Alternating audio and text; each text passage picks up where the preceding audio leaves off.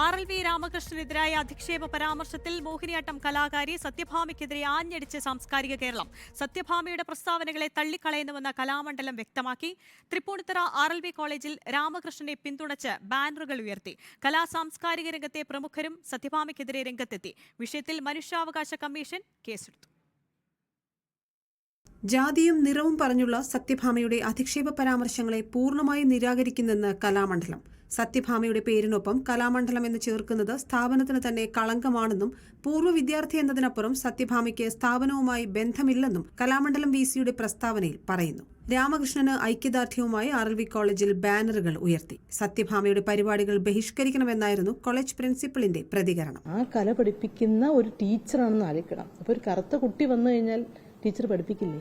അപ്പോൾ ഈ പറയുന്ന കലാകാരി ഒരു അധ്യാപികയാകാനുള്ള യോഗ്യത ഇല്ല എന്ന് മാത്രമല്ല, ഇവരുടെ കല എവിടെയും പെർഫോം ചെയ്യാൻ പാടില്ല എന്ന് പറയുന്നു. സാംസ്കാരിക അപജയത്തിന്റെ ഉദാഹരണമാണ് സത്യഭാമയുടെ വാക്കുകളെന്ന് സംഗീത നാടക അക്കാദമിയുടെയും സാഹിത്യ അക്കാദമിയുടെയും ഭാരവാഹികൾ പ്രതികരിച്ചു. തീർത്തും അധിക്ഷേപാർഹമാണ്.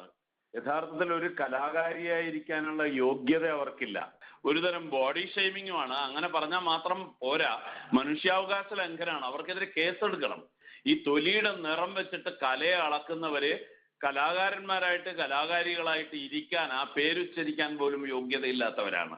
സത്യഭാമയുടെ പരാമർശം നിർഭാഗ്യകരവും നിലവാരം കുറഞ്ഞതെന്നുമായിരുന്നു കലാരംഗത്തെ പ്രമുഖർ പ്രതികരിച്ചത്. തികച്ചും ദൗർഭാഗ്യകരമായ ഒരു പരാമർശമായി പോയി. അത് സമൂഹം മുന്നോട്ട് പോകുന്ന സമയത്ത് ഇത്തരത്തിലുള്ള ജാതീയപരമായിട്ടും വംശീയപരമായിട്ടും ഒക്കെയുള്ള പ്രസ്താവനകൾ, അതിനൊരു വാക്കൊന്നും കിട്ടുന്നില്ല.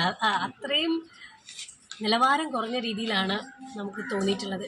ഇന്നത്തെ കാലത്ത് മോഹിനിയാട്ടം എന്നുള്ള ഒരു ആർട്ട് ഫോം ഒരു ഗ്ലോബലി പോയി നിൽക്കുമ്പോൾ ഇത്രയും എന്താ പറയാ, ഒട്ടും പ്രോഗ്രസ് ഇല്ലാണ്ട് ചിന്തിക്കുകയും വളരെ പെർവേർട്ടഡ് ആയിട്ടുള്ള സ്റ്റേറ്റ്മെന്റ്സുമാണ് അവർ പറഞ്ഞത്.